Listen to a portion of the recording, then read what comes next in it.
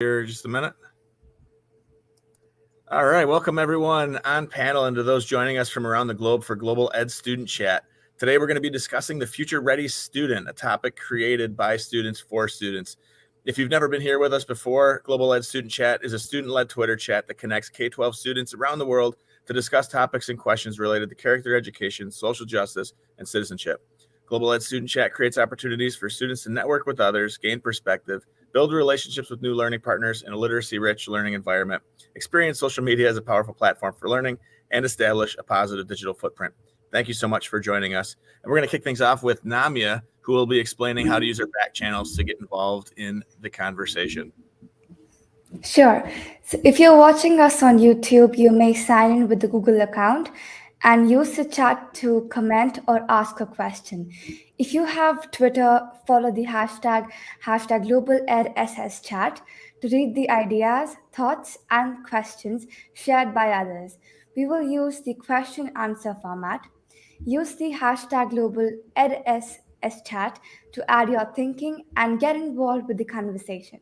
Feel free to share your ideas with your first name, where you are from the world, and where you're joining from today. If you ask questions, we'll bring them on the panel. Please remember that the audience for this chat is K-12, so your comments and questions should be appropriate for all ages. Excellent. Thank you, Namia. And every time we do this, we have some amazing students on panel. We have some guest students.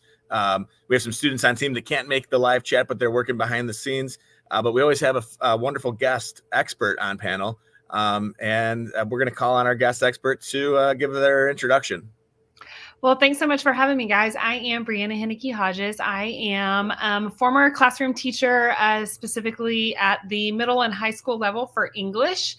I am a then turned classroom teacher turned instructional coach turned director of digital learning and director of learner experience and engagement. I also serve as faculty for Future Ready Schools, and I have the distinguished honor of really specifically working with Future Ready instructional leadership. So I'm super excited to be here with y'all today and to just kind of learn from you just as much as hopefully be able to offer in an idea here and there. Excellent. Yeah, the idea of Future Ready came up from these students, and we thought you were the go-to to lead or a guide to facilitate this conversation a bit. Yeah, thank you so much for joining. All right, let's meet some of the students that we have with us today. Let's start off with Madeline. Hi, I'm Madeline. I'm a 7th grade middle school student at Stikine Middle School in Wrangell, Alaska. This is my second year with the chat. I play violin, swim, and wrestle. And we know Maddie loves books because that's her Twitter handle. Maddie loves books. Or books Maddie, sorry. And Namia. Hi everyone, I'm Namya Joshi. I'm currently studying in grade 9 and I'm about to be in grade 10 in a few days. So I'm basically from Satpal Middle School in Ludhiana, Punjab, that is in India. I'm very excited to be here back again with another Tweet and Talk. Excellent. Thank you, Namia. And Rebecca. Hi, my name is Rebecca. I'm a grade 10 student at Cardinal Carter Catholic High School in Aurora, Ontario, and I'm so excited for today's discussion. And returning student guest on panel, Shazara. Hi, I'm Jazar Green. I'm in 6th grade, currently a student at Ridgeview Global Studies Academy. Yeah. Excellent. Thank you so much. All right, we're going to get into some of the norms. Rebecca, would you like to take us through the norms of today's Tweet and Talk? Sure. So our norms. We will have 30 minutes to discuss 3 questions. Please be mindful that this chat is open to students in K-12. Active participation from all classes is how we learn. All comments made during the chat should be positive and productive. We welcome diverse opinions. You may not agree with something someone has said, but we ask that when challenging the idea, you respectfully disagree with the idea and not the individual person.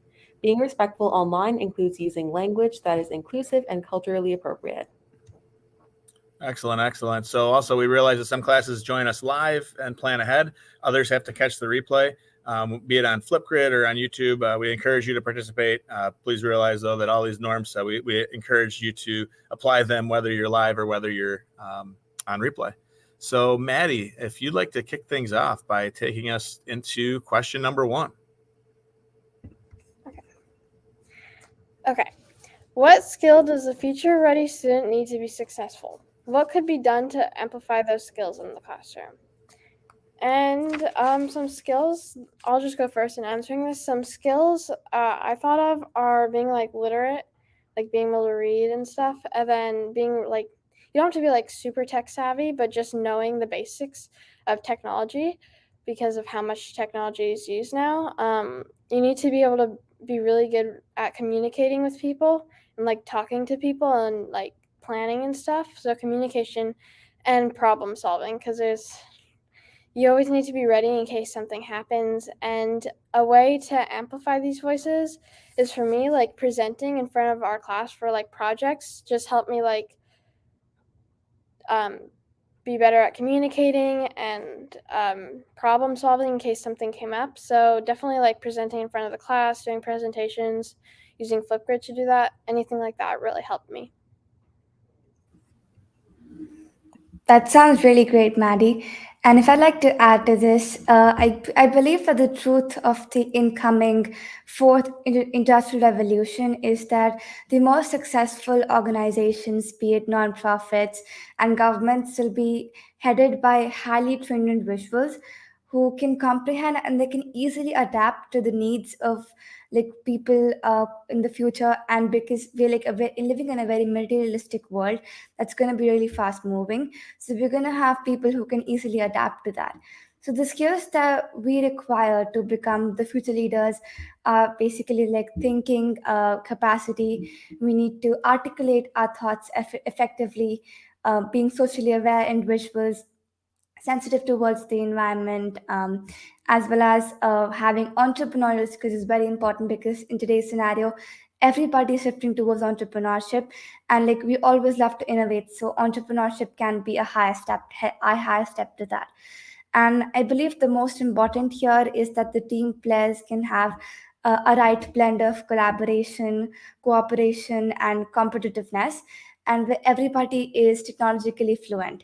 And I believe that the teachers can provide voice, choice, and agency by allowing the students to demonstrate their learning in variety of ways by using variety of tools like Madeline mentioned, Flipgrid, and many other tools, which can help us to, get a hand on technology, as well at the same time get the skills that we require for the 21st century.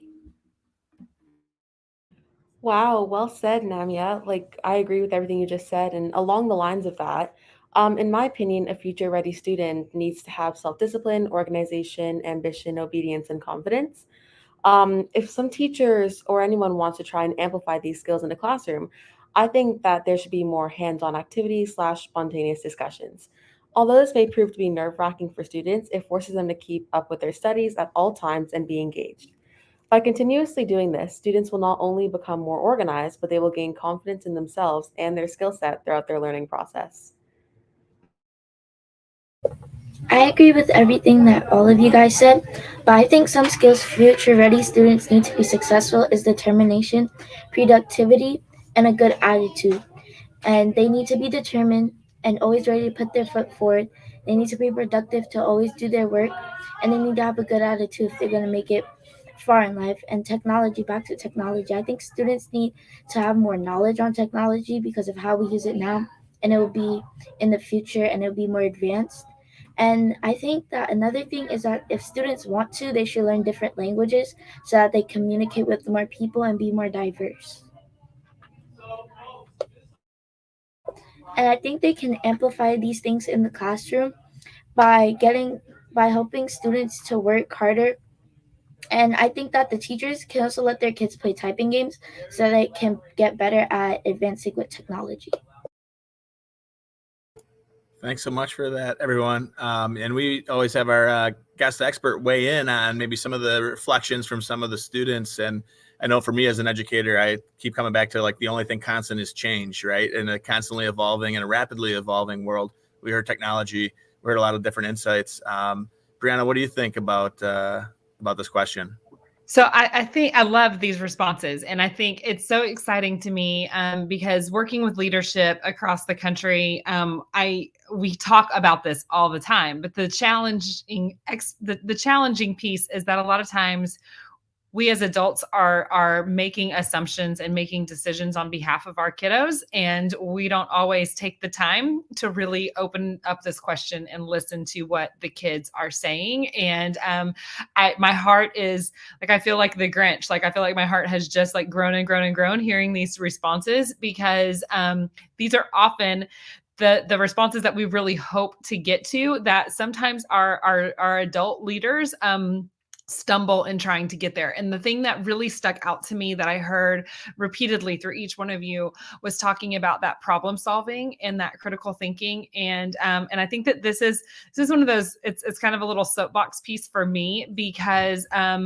actually in K-12, we get really convoluted around problem solving and critical thinking. And it's really interesting, because if you look at it from kind of a global perspective, critical thinking is always that number one soft skill that we say we're after, right?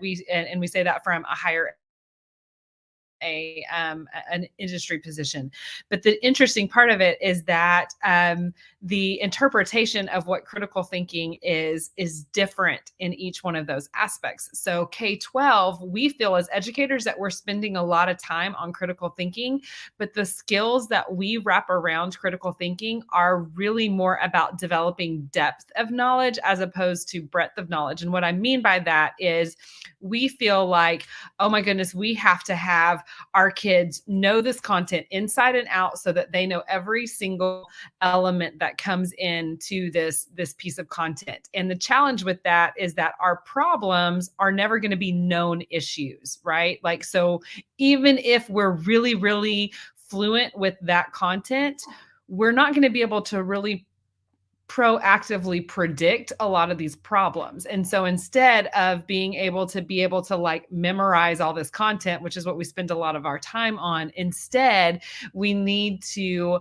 look at, how do we find square pegs to fit into these round holes, or round holes to fit into square pegs, right? Because in whatever you're doing down the road, if we knew the answer to it, your job wouldn't be asking you to figure it out, right? Like, it doesn't matter if it's teaching, it doesn't matter if it's engineering, it doesn't matter if it's politics, it doesn't matter if it's medicine, any of those things. If we knew the answer to a problem, it wouldn't be a problem. And so coming up with these creative solutions that are not kind of rubber stamped ideas is so, so, so important. And I think that the only way that we really start to transition into that is just like what you guys were talking about, through student agency and student demonstration, instead of having all of these generalized tests or generalized assessments that then ask people to provide their learning and then demonstration of their learning in the same way. We need to open that up and allow for demonstration to be in so many different, so many different venues and veins as we kind of come into that. So that's, I know, probably a really long answer to saying that, like, really understanding and approaching what, or embracing what we mean by critical thinking.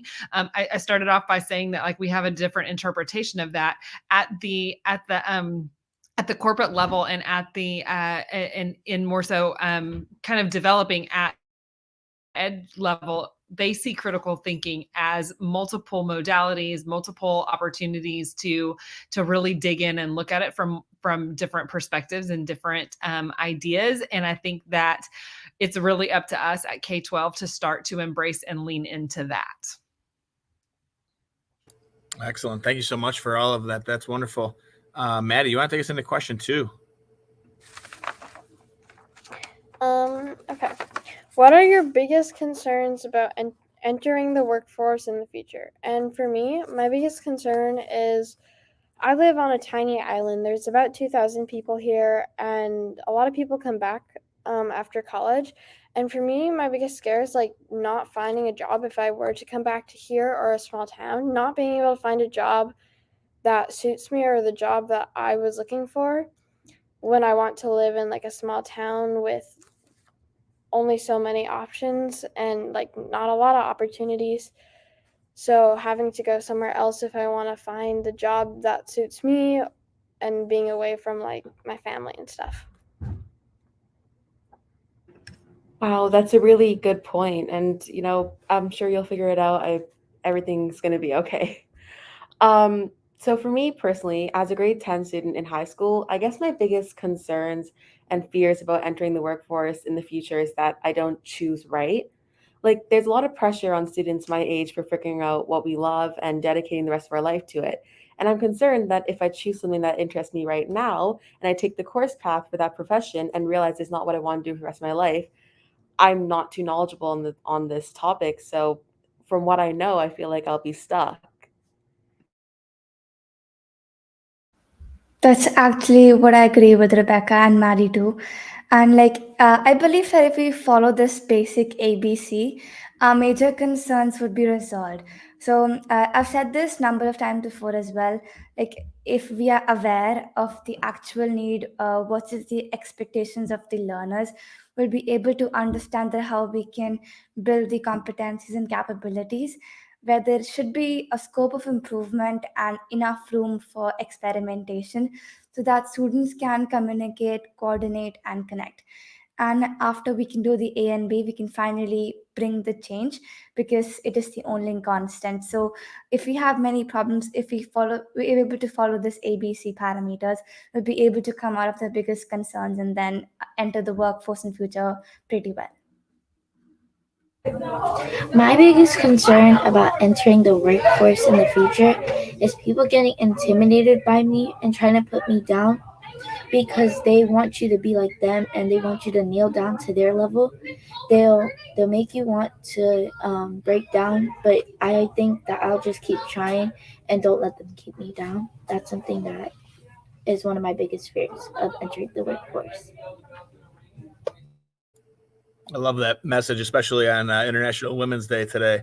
So yeah, staying strong and staying creative. I love that. Yeah, Brianna, if you have any thoughts, I know you're in the workforce, right? So maybe you could answer this from a different perspective in terms of things that you're seeing with students that you work with schools that you work with, or anything that the students had to share here. Absolutely. So first and foremost, I think it's important to validate these fears. I think each and every one of you have really your fears are valid, and I think that knowing that, now let's kind of take it into what do we do about it, right? And so I think that it is common to have a fear of what am I going to do with the rest of my life, and everybody seems to think that I need to know what I'm doing by the time I graduate from high school. Um, that's kind of an old way of thinking. That pressure was applied back in the day whenever you did go into a career, whether it was post college or straight into the career, straight into to a career situation where you were staying in the same career for your entire time, and oftentimes even at the same business, not moving around into different areas. Those days are not the same anymore. We're seeing 7 to 9 career changes before you're 40. And I can definitely attest to that. I have been in 7 different careers, not just 7 different schools, like 7 totally different careers. I was in politics, I was in public relations and marketing, I was in fundraising, I was in nonprofit work, and then I became an educator, and now I'm an entrepreneur. And so I can tell you that even in that, I was that kid who I knew exactly what I wanted to do. I thought I knew exactly my commitment. I did all of that stuff, and I was scared to death to stray from that because I had always been very much in control and knew what I wanted to do. And so I felt like if I changed my mind, that then people might see that as something that I wasn't committed to. And instead, what I've learned to embrace is that I never sat out to actually change my careers. What happened was the more that I started leaning into my passions, into my work, doors started opening, and it started to see, just like how you can be really good in math and you can be really good in your language studies, you're going to start to see some similarities in there, and some of the things that make you to like trickle over into another, and now all of a sudden you're going to start to see those doors open and see, okay, I thought I wasn't really good at language, but now I am, because I'm starting to apply some different areas and different thoughts into that. And I think the same thing happens whenever we start talking about careers. One of the things that I think we become really short-sighted in is we try to put careers into boxes. Like we'll talk about engineering, and then we say, okay, well, in order to be an engineer, you have to be really good at coding, you have to be really good at all these different things, but we don't take into consideration there's a whole lot of other fields within engineering, and you don't have to fit into this one tiny little specified box about. The other part that I really quickly want to say in there is we are in a really challenging time, specifically around, again, there's the pressure that says you have to be able to know what it is that you want to do. And then it's also this, are you sure that that's what you want to do? Are you going to be able to make a difference in that? Are you going to be able to make money with that? Are you going to be able to, be successful in that? And that's really difficult right now. We have, minus Michael, and we were talking earlier before the call that you're such a wonderful steward and supporter of women and helping women, be able to see themselves within this work. That's one of the difficulties of this situation. There's a lot of women and young women on this call right now, and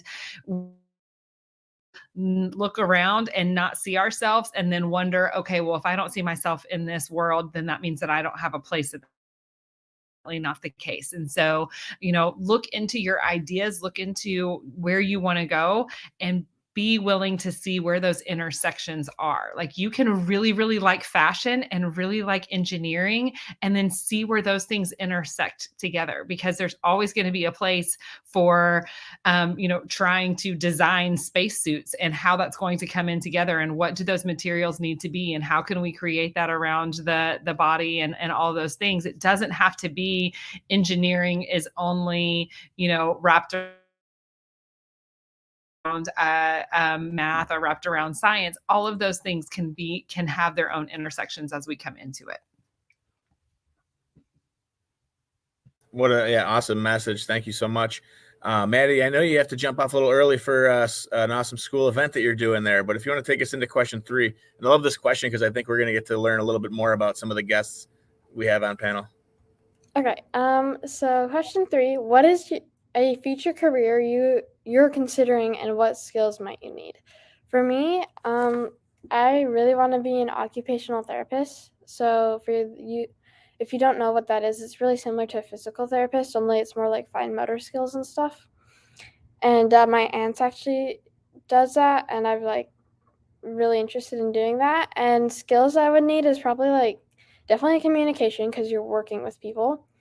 Being literate and like problem solving, because I think you just need to problem solve for like any job you have. And also technology, because it's in everything now, I feel like. So knowing how to use tech would be really helpful.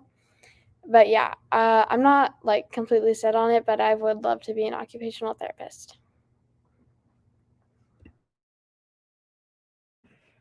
So for me, at the moment, I'm currently considering going into the medical field, but I haven't made up my mind completely yet. But I'm more so leaning towards it. So the competition to go into medicine is very fierce right now, and this means I have to be fully dedicated to my studies, and I need to be ambitious, unique, passionate, and confident with myself and ability. And it's very important to keep my head in my books right now, as my entire family keeps saying to me. I've always been told that there's a choice, though. So you can work really hard when you're younger and in school, therefore allowing yourself to have a very smooth and successful life when you're older. Or you can work really hard every day for the rest of your life as a consequence for lack of ambition in your younger years. And I'm not sure if this is entirely accurate, but it's all I know. And yeah, just gotta hope.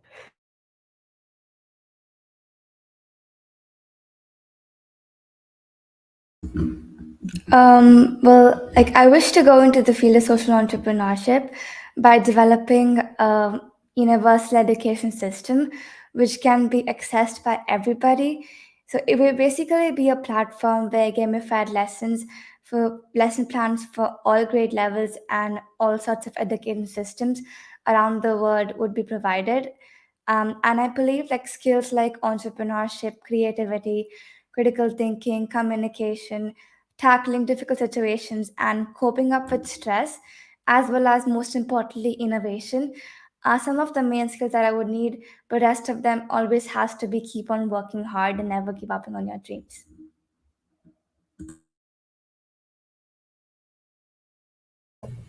Well, I'm still trying to figure out what I want to be, but number one on my list is a nurse right now because I really love to help people. Some skills that I would need to be a nurse is a good attitude. I need to be determined to get all my work done. I need to be productive and always stay on task and always doing my work. That's some of the skills that I think that I would need to be a nurse. And I also really want to add that, we put the word considering in here, right? What's a future career you're considering, thinking about, to the last question and what Brianna said, that sometimes we put these things in boxes and it's so hard to navigate. But I think a lot of these skills that you're sharing can cross over and carry over into anything that you do. So it's great thoughts there, students. Thank you. And Brianna. Yeah, absolutely. I think just to kind of wrap all of that up is keeping in mind that I love that you guys were talking about earlier about experimenting, trying stuff, seeing if you like it, seeing what you're passionate about, seeing what you're maybe not passionate about, right? Sometimes that's almost as important of like, oh, I'm trying this and this is not at all what I want to do. And what are those things that I want? What are those things that I could change about this in order to make it more where I want to come in with? I went at my undergrad is in English literature, and I come from a family of science people, science and math people, and everybody always made fun of me for being the lone little liberal arts major, and I have said since then how important it is to have those strengths in communication, those strengths in writing, and those strengths in being able to kind of interpret and to take a lot of information and then be able to synthesize that and put that into different terms and words and apply that. And I think so I think a lot of the reason why I keep saying, coming back to that with your skills, is that is one of those pieces that's so important. We started off by saying that there's not going to be one answer to everything. And so I think the more that you're comfortable with reading, with, taking that information, synthesizing it, making it important to you and to the audience that you're trying to deliver that to, and then coming up with an out of the box creative solution is going to serve you well, no matter what career you go into or multiple careers that you go into. And I think that that's one of those things that we're going to see in the future is really that embracing of lots of different elements all coming together and intersecting in different ways. So keep it up, you guys. You guys are, I'm so excited for our future. Just listening to this conversation. Like, this is definitely, the kids these days have it figured out, is what I hope that we go away from this hearing it. Yeah. Excellent. Nami, if you'd like to take us through our closing here and let people know where we can take it from here. Sure. So I'm going to be talking about the Social Media Ambassador Program. This information can be found on globaledsschat.com. And we're always looking for students who excel or are looking to grow their digital leadership. Thank you, everyone, for joining us for our #GlobalEdSS Chat Tweet and Talk. Our student team on panel, Namia, Madeline, and Rebecca, and our student guest, Jazara. Our expert, Brianna Hodges. Be sure to follow her at @BHODGSEDU. Please keep the conversation going by answering our slow chat for the rest of the month. Be sure to use the #GlobalEdSSChat hashtag so our team can interact with you. Please follow us on our social media website, like I said, globaledsschat.com, Twitter @globaledsschat, Instagram @globaledsschat. You can also find all of the #GlobalEdSSChat tweet and talks on the Flipgrid in the Discovery Library. Connect us with other Global Ed SS Chat. Watch for the details about next month's chat that will be posted on the website on the 1st of each month. Next month's chat will take place on April 12th, 2022. Please note that we are currently recruiting members for our Social Media Ambassador Program. Please DM us for more information. Thank you again for joining us. See you online.